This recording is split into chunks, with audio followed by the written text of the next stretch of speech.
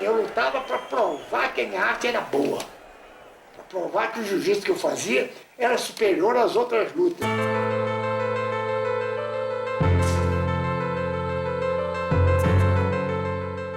Nos anos 30, o esporte brasileiro tinha um só ídolo, o lutador Hélio Gracie.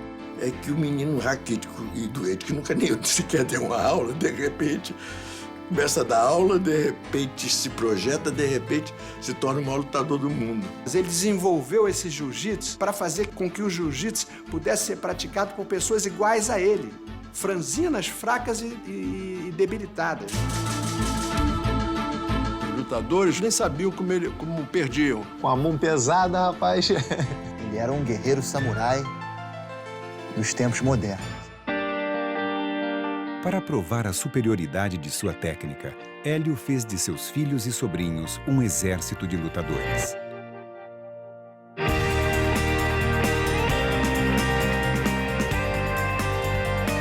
Não existe uma família com tantos anos, formando tantos campeões, fazendo uma mesma arte. Isso não existe. Se eu sou Gracie, eu estou pronto para representar a bandeira. Se eu sou Gracie, eu não acredito que outra arte marcial possa me vencer. Hélio Gracie foi um homem determinado e polêmico. Nós, Gracie, se não somos odiados, somos mal queridos por milhões e milhões de pessoas. Só a invencibilidade de um sujeito já bota um cara antipático. Ele veio para cá com a missão e cumpriu a missão de uma maneira muito honrosa e, por isso, protegida também. É sangue, suor e lágrima. É isso que foi a vida do meu pai. Não tem outra história.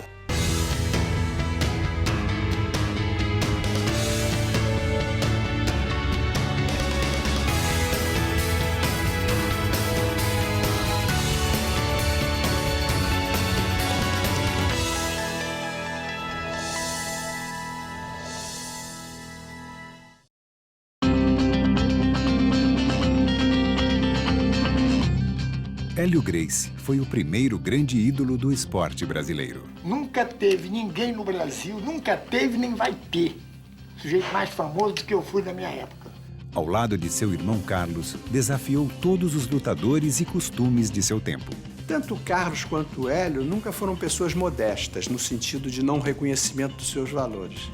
Pelo contrário, eles tinham uma consciência muito grande do valor deles. E essa segurança tinha um motivo: o jiu-jitsu.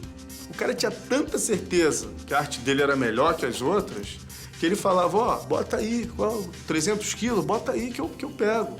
Botava desafio no jornal, isso desde os anos 30. Ele estava pronto para morrer pelo jiu-jitsu.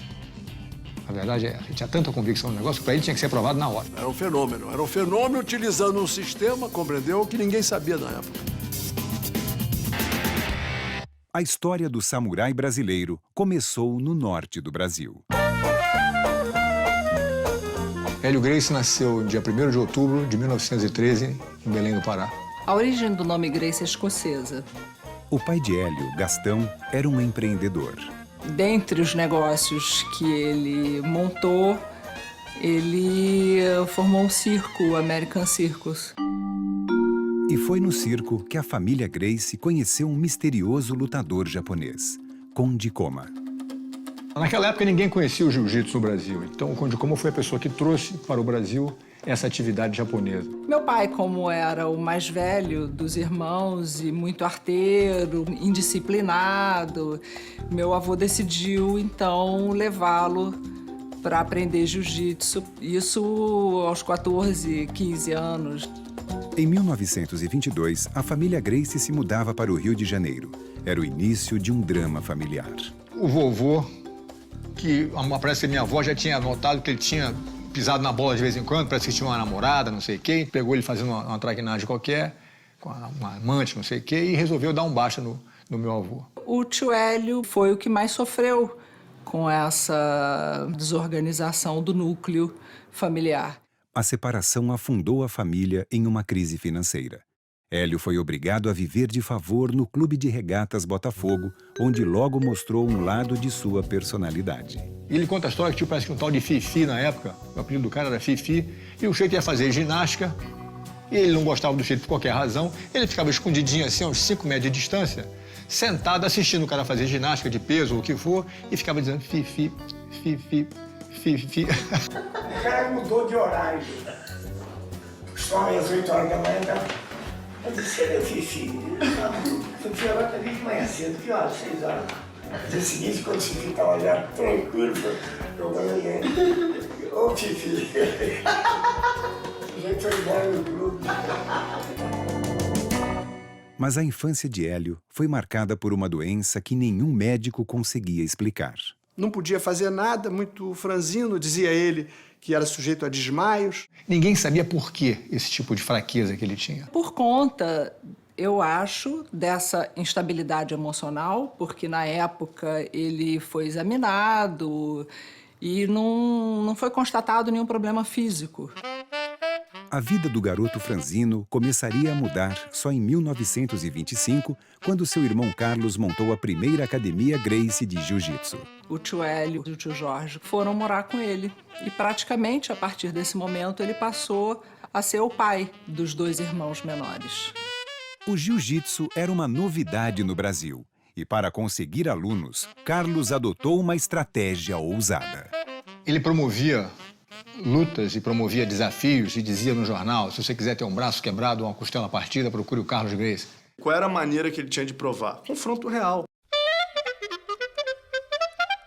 Desafiando os maiores capoeiristas e boxeadores, os irmãos Gracie logo viraram celebridades no Rio de Janeiro. Mas Hélio ficava sempre de fora. O Hélio não dava aula porque o Hélio era muito franzino e doente. Ele não dava aula. Ele vai ficar de olho. Assistindo aquele negócio todo dia, acabou aprendendo, decorando esse negócio. E um dia, ele conta essa história é notória, o Carlos se atrasou, não pôde dar aula. Papai ofereceu-se a dar aula ao aluno. Olha, meus irmãos não estão aqui, se o senhor quiser, eu dou a aula. E o sujeito chegou para o Carlos, quando o Carlos voltou, disse para o Carlos, olha, agora eu quero tomar aula com ele, com o Hélio Gracie. Foi aí que o Hélio começou a entrar no jiu-jitsu. Ele acreditou na ideia que o irmão dele mais velho, que ele idolatrava, tinha como quase um pai, passou para ele de que o jiu-jitsu era uma filosofia de vida, era uma religião, era um objetivo deles. Defender aquela arte que era a arte deles. Com 15 anos, Hélio dedicava todo o seu tempo ao jiu-jitsu e começou a desenvolver uma técnica própria baseada nos princípios da alavanca.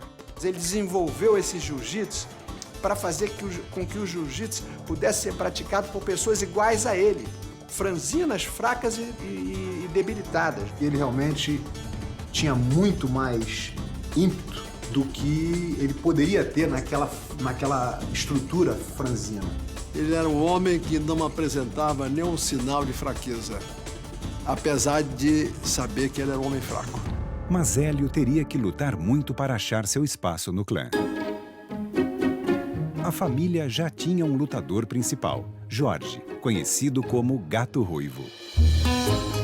Louro, cabelo assim meio avermelhado e tal, de olho azul, cara boa pinta e tal. E era um grande lutador, mas gostava de celebrar, de fazer festa. Ele acabou se rebelando e não querendo ficar ali, se submetendo às regras e à orientação do meu pai 100%. Era a chance de Hélio. E para isso, ele transformou o jiu-jitsu em uma nova modalidade, o Gracie Jiu-Jitsu. E ele então desenvolveu um jiu-jitsu muito mais minucioso e muito mais favorável ao fraco ganhar do mais forte. Porque o marketing Gracie sempre foi o magrinho vencer o forte.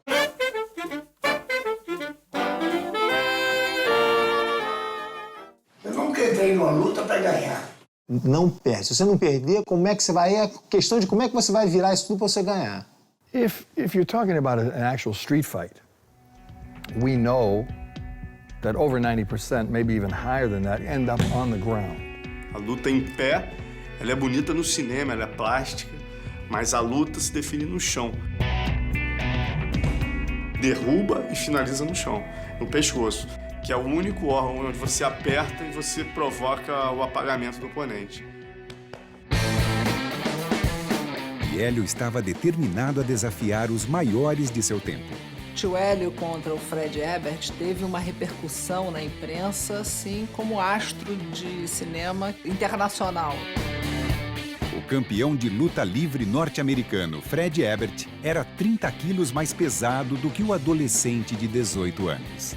Tá com um cara 5 quilos mais pesado que você. É complicadíssimo, entendeu? E os jornais previam um massacre, mas a luta acabou interrompida pela polícia. Eu perguntei, papai, quem ganhou a luta? Ele falou, olha, eu fui para casa, ele foi para o hospital. Então... O estilo novo surpreendia a todos, mas o lutador Manuel Rufino dos Santos acusava os Gracie de roubar nas lutas. Uma luta que pudesse cheirar a marmelada, para eles era uma heresia. Aí eles eram extremamente agressivos. O Rufino dos Santos vinha andando, 2 irmãos seguraram o portão para que ninguém entrasse ou saísse do clube. Os outros 2 ficaram na beira da calçada para ninguém separar. E o papai falou, Rufino, eu ouvi dizer que você está dizendo que a nossa luta é marmelada? Eu vou te mostrar como é que o negócio é marmelada. Sentei na porrada. Depois disso, a relação de Hélio Gracie com a imprensa passou a ser de amor e ódio. É normal, se um time de futebol ganha de todo mundo, fica todo mundo torcendo para algum time ganhar dele. Em poucos meses, Hélio se tornaria a estrela da família Gracie.